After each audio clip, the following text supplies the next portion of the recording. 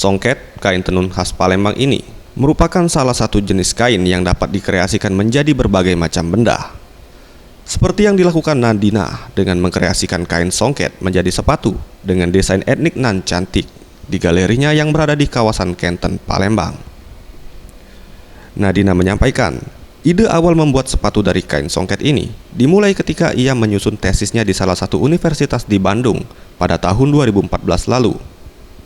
Dengan bermodalkan kain songket perca dari para pengrajin songket di Palembang, ia kini mampu membuat berbagai macam jenis sepatu songket, mulai dari sepatu wanita seperti high heel, flat hingga kasual, dan sepatu pria dengan model pantofel slip-on dan kasual. Untuk konsumen yang memesan karyanya biasanya berasal dari kalangan usia 25 tahun ke atas. Inspirasinya saya waktu itu dimulai karena sedang melakukan tesis tentang songket dan batik Palembang waktu sekolah magister di Bandung. Jadi sambil mengambil data mengenai kain songket Palembang dan batik Palembang, saya lihat memang saya juga sudah merintis untuk usaha membuat sepatu.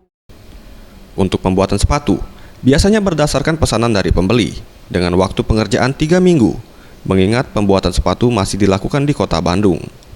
Sementara harga yang dibanderol untuk sepasang sepatu songket terbilang cukup murah, yakni di kisaran Rp450.000 hingga Rp550.000.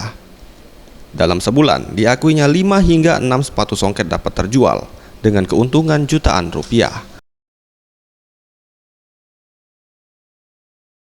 Anugrah Sandi Pratama, Sriwijaya TV.